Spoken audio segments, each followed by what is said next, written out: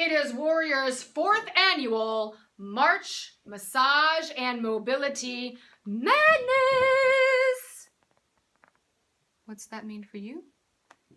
It means anyone who is registered for the CrossFit Open receives $65 60-minute massages for the duration of the Open. It's a pretty sweet deal.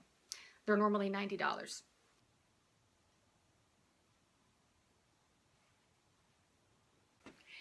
Hey everyone, welcome to episode 2 of Warrior TV. My name is Kelly Derscheid. I own Warrior Massage and Mobility, the athlete's choice for sports and deep tissue massage.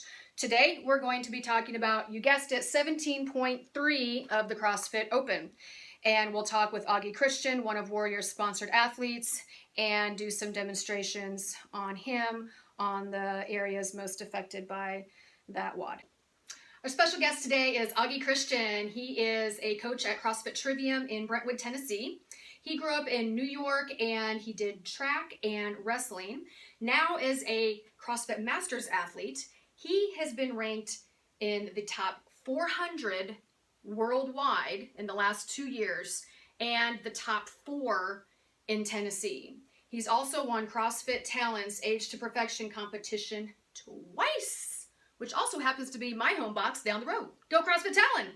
So Augie is definitely one to watch. He's really entertaining, such a great guy. Follow him on Instagram at Boingus. That's @ BOINGUS. We are here with Augie Christian. How are you doing? I'm doing great. Great. How was the open workout for you? 17.3. It was good. It's a lot of snatches. It's a pretty heavy weight. It's made for the strong guys, not the little fast guys. So I'm pretty strong for my age. So I think I did okay. Cool. And so what is your goal this year for the Open, and how has your training been at CrossFit Trivium?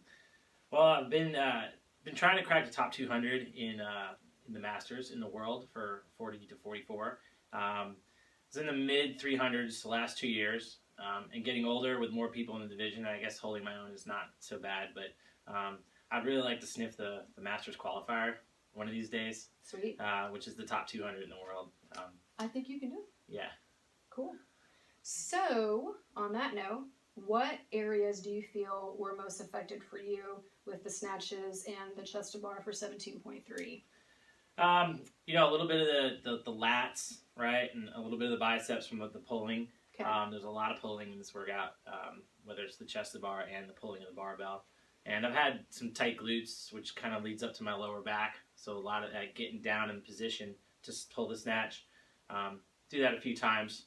It gets a little bit gnarly in the back there. So. Okay, and I know you've had low back issues as it is. Every time you come in, we're always constantly trying to keep that loosened up. So I'm going to work then on some shoulder mobility. Right.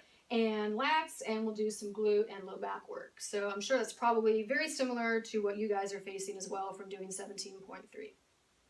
Okay, we're going to do some active mobility work on the posterior rotator cuff muscles, which were a big one for the toes to bar.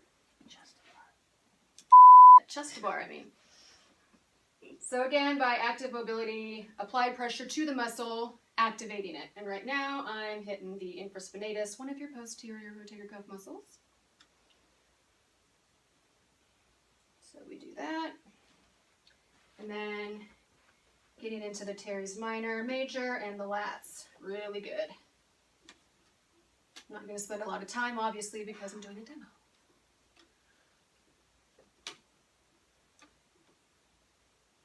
Glutes and spinal erectors. The spinal erectors are like ropes that line on each side of your spine. So those are probably burning for you, but they always are actually. And we'll do some glute work.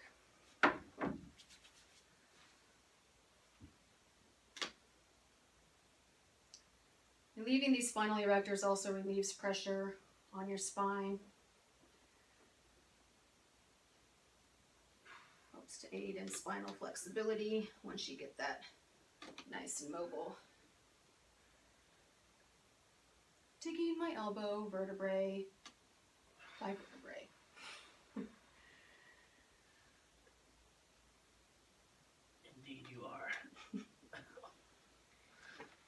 And then glutes. I think glutes are just a given for anything we do. We worked on this last video, so.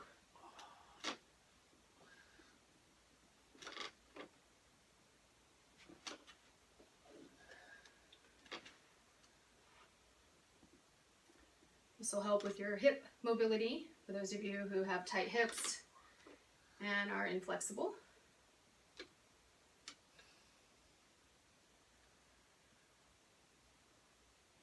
And some bicep work.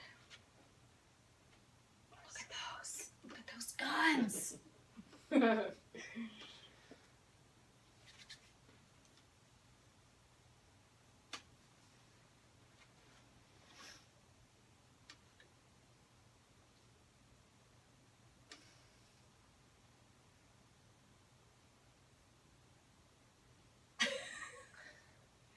If you can't see his expression, it's priceless. I'm smiling.